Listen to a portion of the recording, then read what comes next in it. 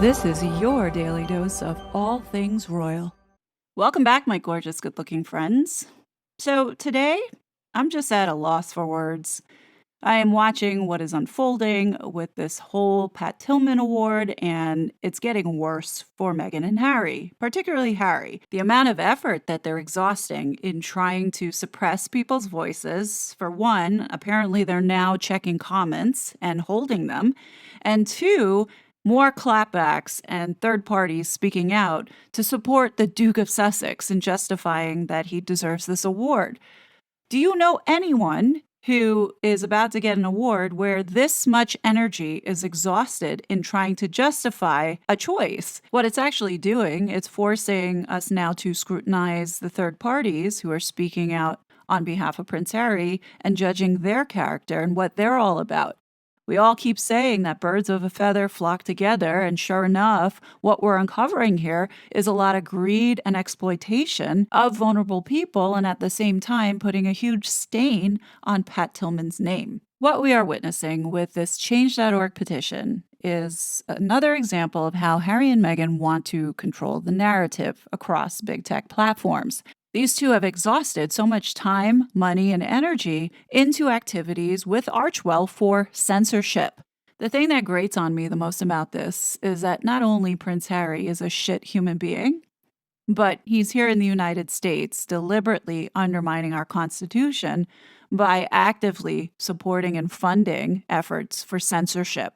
I would think this would be the most appalling thing to not only the veterans and current military who are serving to know that this man is deliberately attacking our First Amendment rights that these servicemen have literally sacrificed their lives for us.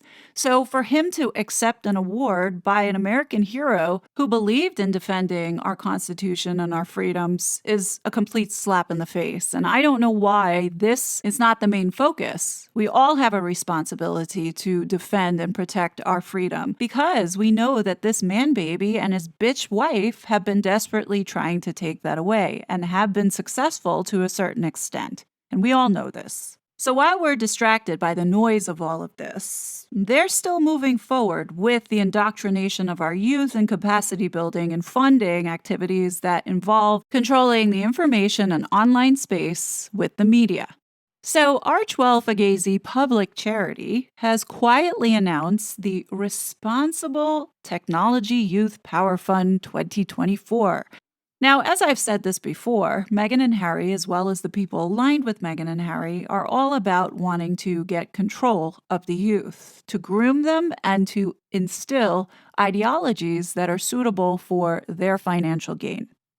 So with all the noise surrounding Prince Harry, this announcement was put out very quietly on Archewell Fugazi Public Charity's website.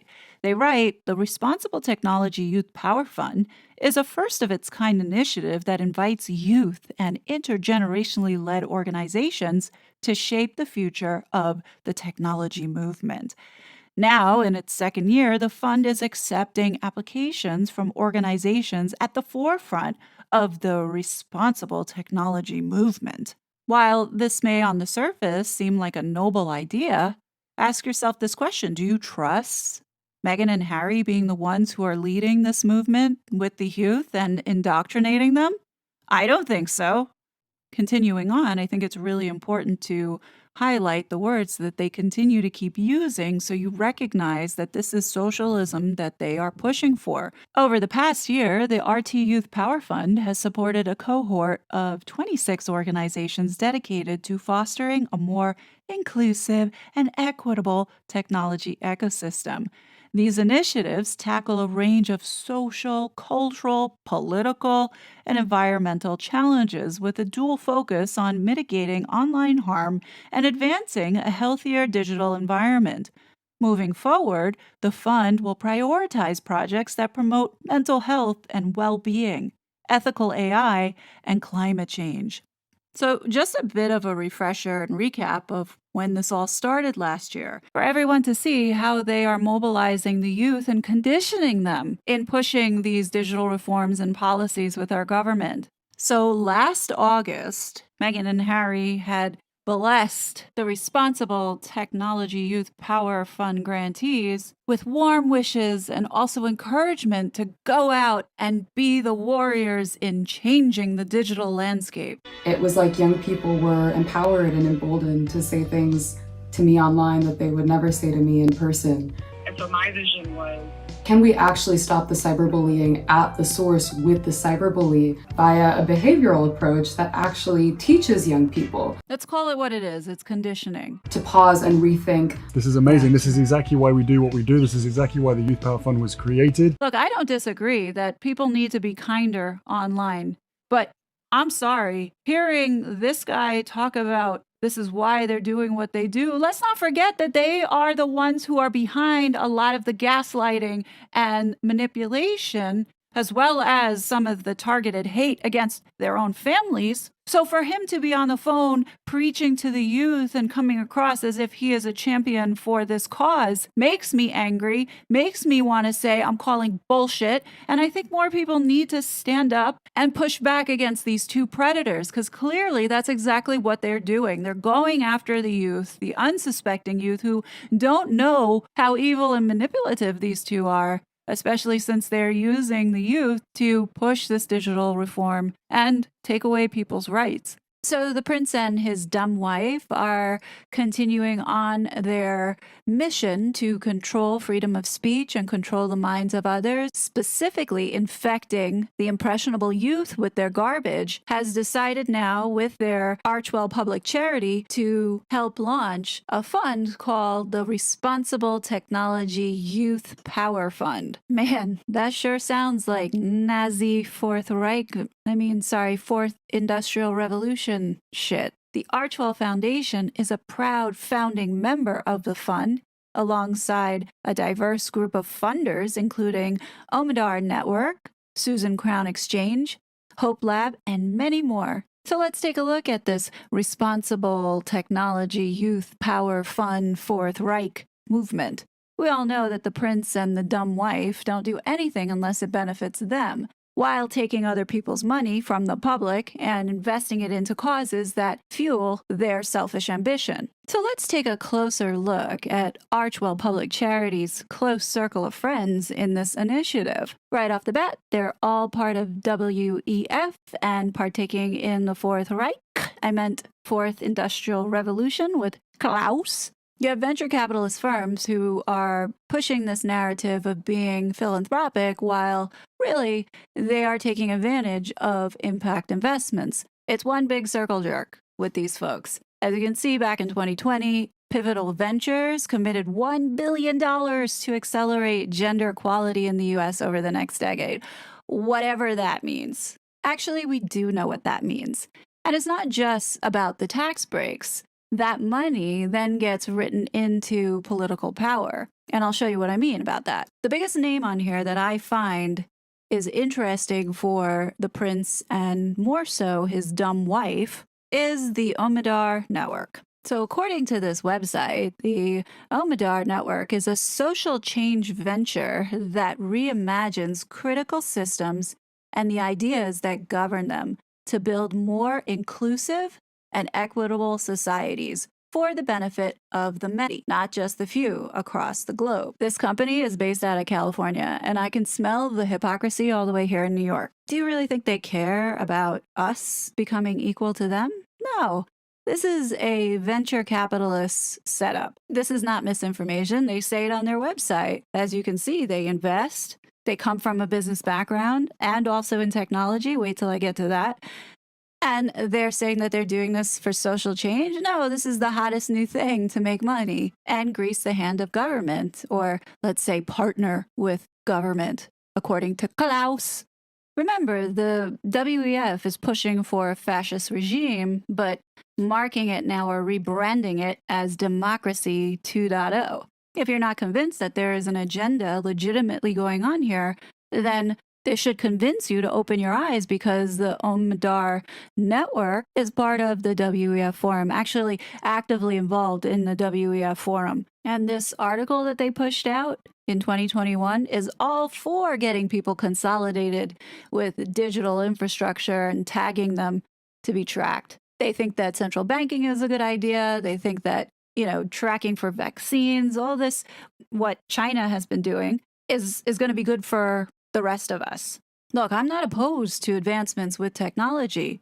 The problem that I have here is the folks that are doing the innovation and creating these problems and fears for the rest of us are doing it out of the fact that they see dollar signs. They're not doing it because they genuinely want to help mankind evolve.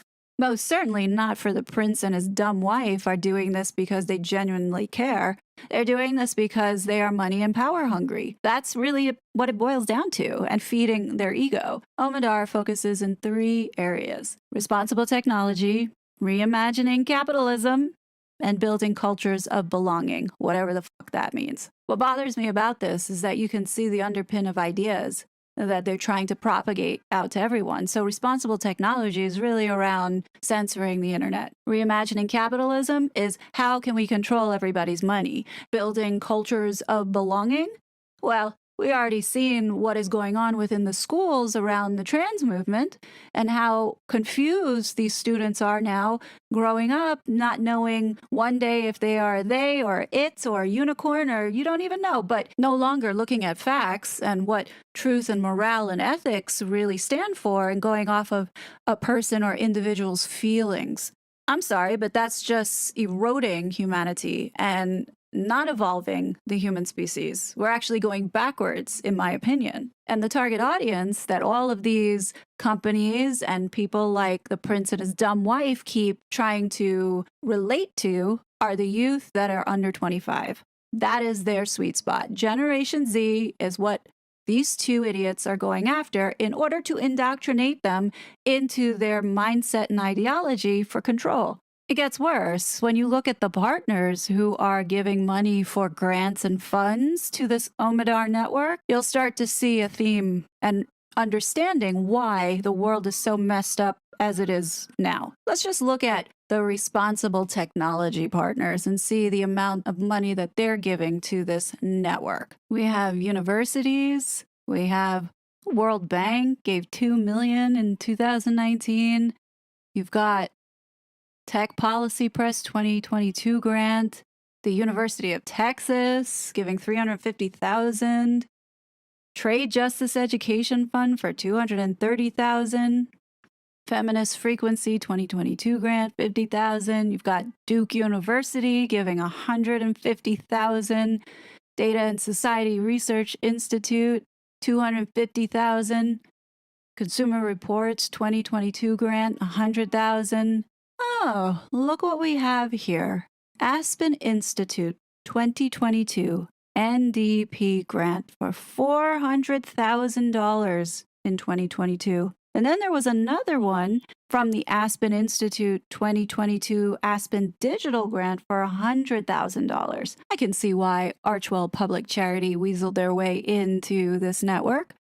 A lot of those names listed on there are a part of the censorship industrial complex, like the Atlantic Council, Brookings Institution, Aspen, Five Rights Foundation. A lot of these organizations get their funding from the U.S. government, grants being written coming from intelligence agencies like the CIA. Anyway, the majority of these grants, if not all, are connected to leftist liberal organizations. Now, why would that be? That's because Pierre Omidar, the one who owns Omidar Network, he also is chairman and founder of the Democracy Fund Voice, which is a left-leaning lobbying and electoral advocacy group within the Advocacy Philanthropy Network, which is this Omidar Network. Oh, and by the way, Pierre is the founder of eBay, whose net worth is $21.8 billion. Oh, yes, and he's married, but I'm sure she tried. So going back to this Democracy Fund Voice entity, the group advocates for a number of left-of-center policy issues, including Democratic Party advantaging election administration changes and funds ostensibly right-leaning organizations that support liberal and left-of-center policies on election administration, environmentalism, and opposition to the Republican Party, such as Stand Up Republic. Another interesting tidbit is that Omidar and his wife are Democratic Party mega donors having contributed to the presidential campaigns of Hillary Clinton, Barack Obama. They made further six-figure donations to the Democratic Congressional Campaign Committee and the Democratic Senatorial Campaign Committee. We know that many foundations operate with the guise of being so generous and philanthropic when we then dig in further to find out that money doesn't even reach the people that it's supposed to be helping half the time because these funds somehow magically disappear into operational expenses and blah, blah, blah. I mean, why else would the prince and his dumb wife have 11 shell corporations and the one public charity that they have, they're clouded in secrecy and not being transparent with the public? Could money be shifting around? I don't know. I think the IRS needs to be called. We have to keep a very close eye on Archewell Public Charity because, after all, it has been set up to mirror many of the foundations that we see today that had been set up in a similar model as the way that Sleazy set up the Gates Foundation as well as the Clinton Foundation, all to grift off the backs of people who are suffering. And this is exactly what the Sussex brand represents, is taking advantage and exploiting those vulnerable in order to gain something. And with this fund that has been set up, don't think that they did this out of the kindness of their hearts because they truly want equality and want to make an equal platform for people using technology. No. Congratulations, this is great, and we're so happy to have you as part of this team. Really, thank you for all the work you're doing. It's huge. It's making an enormous impact. Creates huge harms for so many people, especially in terms of mental health. I felt like I had to get involved because I think young people are going to need to be heard. In order for politicians to take action on this issue. Thank you for doing everything that you do. Our kids especially are incredibly grateful. They don't know it yet. They don't know it yet. But they will. So good to talk to you. Bye. Bye. Thanks, everyone. Have a good Take one. care. Bye. Bye. There's something that's so nerve-wracking seeing these two be involved in projects such as this where they are conditioning and manipulating the youth. Now, it may be all smiles right now. Yes, we're trying to make the world safer and have an online world where everybody's so happy and kind. But let's not forget that these two were behind some of the most hateful campaigns. They lied about their family. They've divided the nation around areas that we were making progress. The destruction that these two have caused as a result of their gaslighting, as well as the manipulations, all to grift and exploit off the backs of vulnerable minorities. And this is what Meghan has been doing. And I am insulted that they keep using people of color in order to create these fake optics of being diverse and inclusive when we all know that these are the two that are the royal racists in the family. So I think it's important to understand that out of the $1.5 million that was collected between the 11 founders of this power fund, Archewell gave $100,000 to contribute to the Hope Lab Youth Power for Responsible Technology Fund. So when you go and look up this nonprofit ID, it appears that this private foundation was set up by Pierre Omidyar's wife, Pam Omidar.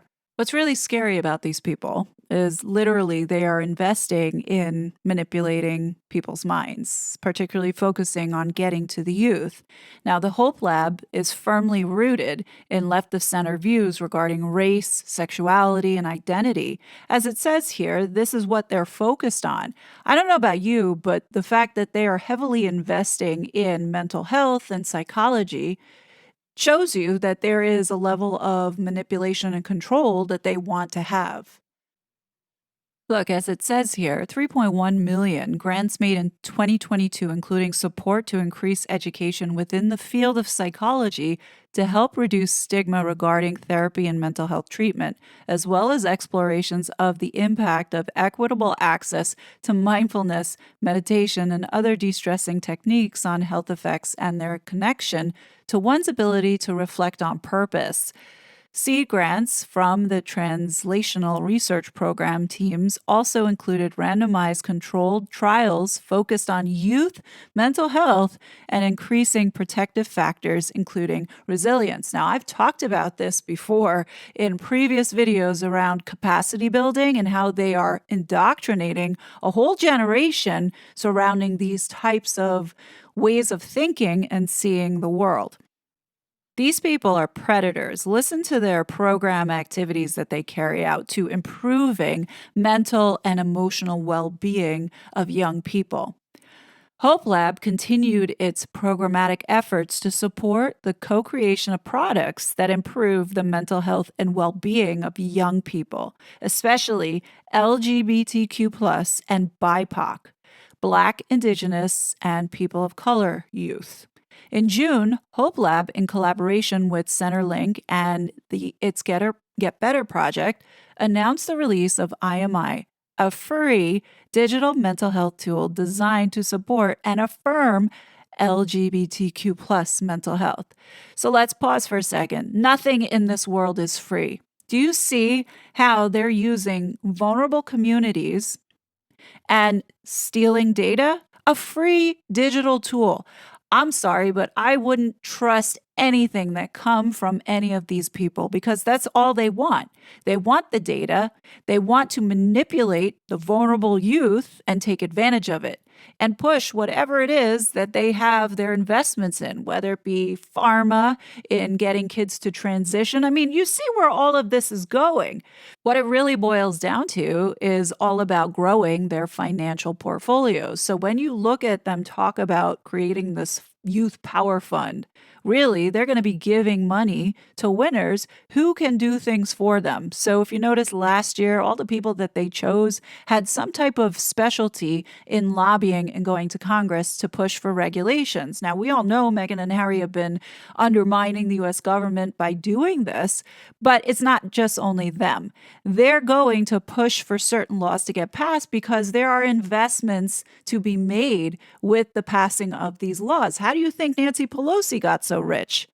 Why do you think all these globalists are pushing for this gender affirming care and legislation? It's because they're tied with their investments with pharmaceuticals. They know if they're going to put kids on hormone blockers, they're going to be on it for the rest of their life. Think about how much money these assholes are making by mutilating our children and brainwashing them.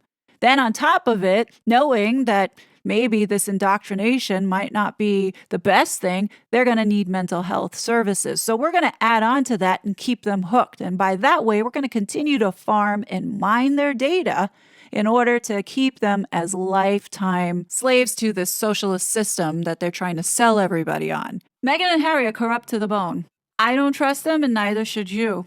And I know that there are many people out there who are going to put in the comments that, oh, Meghan and Harry don't have any influence. This couple has money, and whoever they give their money to is going to listen to them do whatever they say. And we're seeing that play out right now with the disgusting display of disrespect to the late Pat Tillman, as well as to his mother. These people don't care about his legacy. They don't care about what he represented and what he stood for. They only care about their ego and the bottom dollar. Now, I get that people think that Harry is stupid and that Meghan has no talent. That may be true. However, his involvement and alignment with the very dangerous people who are actively trying to push to take our rights away is the problem that I have. Harry knew about January 6th, and yet no one from the government has questioned him. Let's all remember that Harry and Meghan support and back a domestic terrorist group called the Sussex Squad. These folks in the past are known to have harassed, doxed, and threatened others online as well as offline. And Samantha Markle is a great example of how her physical safety was jeopardized as a result of Meghan's squad. As a kind reminder to everyone that Archewell is part of a political lawsuit supporting California and the law that just passed around regulation and censorship, as well as data collection from children. Archewell Public Charity should not be engaged in this kind of activity, but they are. Now, if you notice, Archewell Foundation's mission quietly has changed. With well-being and mental health at the forefront of its primary pillars of focus, the Foundation's core work, guys, main work, supports bettering the world online, restoring trust in information, and uplifting communities. How can this organization restore trust when we have two people who are habitual compulsive liars? Harry and Meghan are both guilty of pushing out propaganda down our throats on a daily basis. At some point, I wonder who is going to step forward and sue them for harassment and damaging so many people's mental health for all the gaslighting that they do. If we don't keep pushing back and voicing our opinions and sharing how we see things and what they are doing, then we have nobody else to blame but ourselves for not doing enough. Hopefully, this Pat Tillman Award debacle is opening up many more eyes into seeing the real Prince Harry and why he doesn't deserve to receive this prestigious award. Prince Harry and his traitor wife have been a threat to the United States of America by undermining and attacking our Constitution and funding an online terrorist organization who have been intimidating, harassing, and doxing people online, jeopardizing their safety. At what point is the government going to wake up and say that we need to get this terrorist out of here? If you haven't signed this petition and you are agreeing with me that this guy needs to get out of here, please sign it. I would like to get more signatures on here so I can go to the Heritage Foundation and say, look, this is in the interest of the American people because of what he has been doing here with our Constitution, and we need to defend it. Hopefully, they can add it to the lawsuit in order to get the visa information released. For my fellow Americans, tomorrow is our Independence Day, July 4th. This is the day in 1776 when this country declared its freedom from British rule by signing the Declaration of Independence. May those that celebrate have a happy and safe 4th. I will be back with more content, but until then, please be safe, and I'll talk to you later. Bye! Such a fraud.